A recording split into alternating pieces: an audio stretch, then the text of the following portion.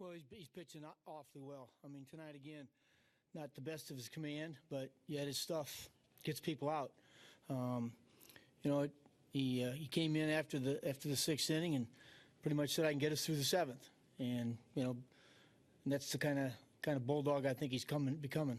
Do you have complete confidence in him as well? You talk about him saying he wanted to go out there for the seventh. I think it was 120 pitches. Do you look at him as a guy that's 110 to 120 pitches now? Well, we got to be careful. I mean, I always kind of put that 115 mark down, but once he, when he got to Coughlin, I thought, he deserves to try to get this last guy.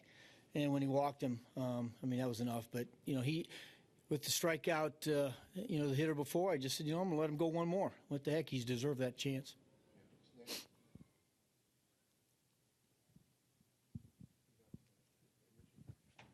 You look at what Eric Campbell's done. I mean, he doesn't play every single day.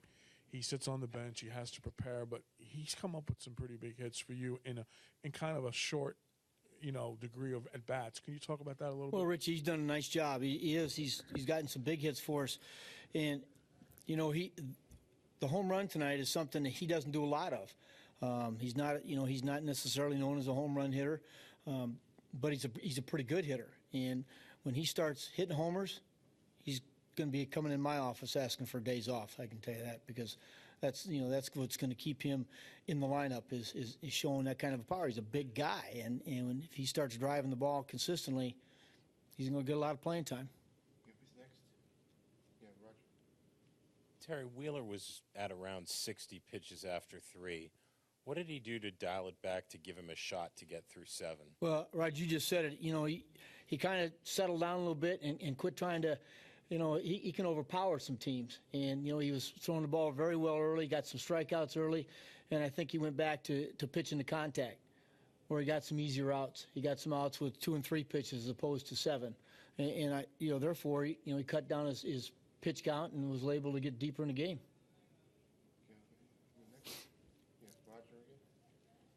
That said, that he can do that pitch to contact and be more economical. Did you like the way that he got out of that second inning pinch with the 3 strikeouts? Yeah, I did. But that's what he can do, and that's the part I think where he has grown from last year. Where, he'll get in a jam, and he'll all of a sudden take over the inning.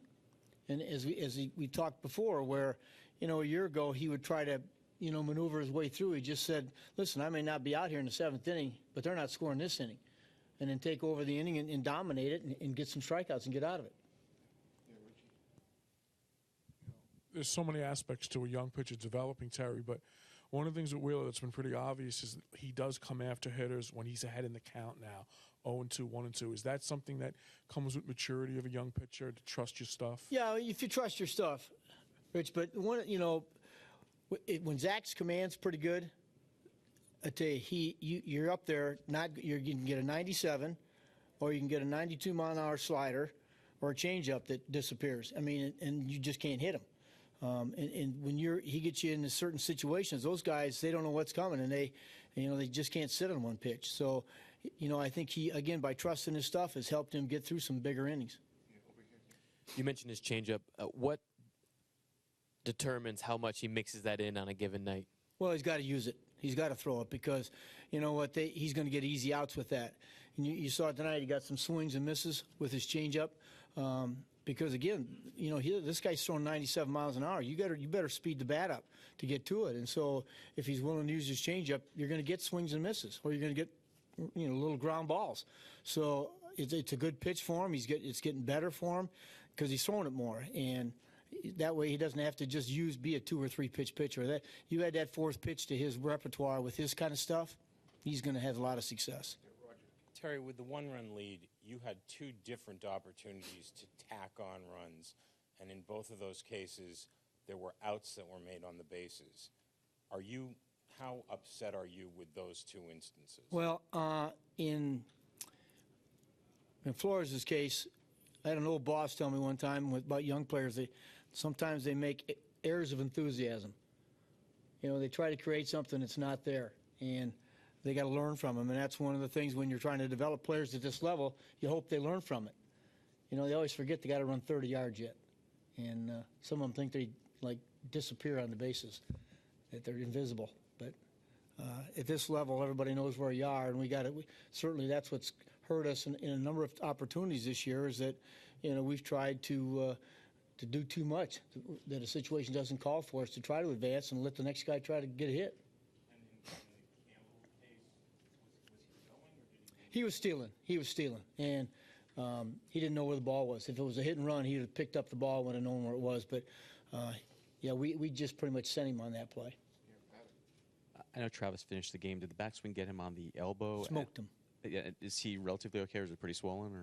It was pretty swollen during the game. I'm sure he's getting treatment on it. And I think Ray said he may have to, tomorrow he might have to put a pad on that because he got him pretty good.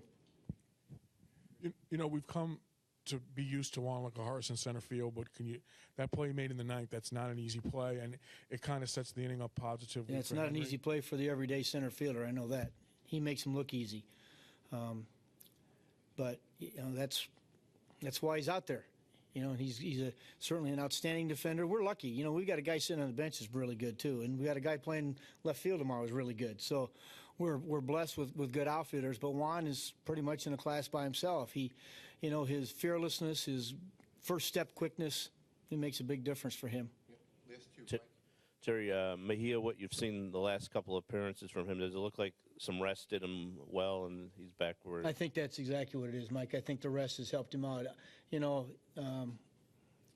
He's never mentioned the hernia. He's never mentioned the leg. I think the rest just, got some life back in his arm. He's been used a lot. Again, we got to monitor that. We got to monitor Jarice also. But that's pretty impressive innings, I thought. Yeah, Steve. You kept Campbell out there in left field in the ninth instead of putting Dendecker in. What does that say to the level of confidence you have in him defensively? Well, he's played very well out there. He's thrown one or two guys out on the bases. He's got a good, strong arm. And Steve, to be honest,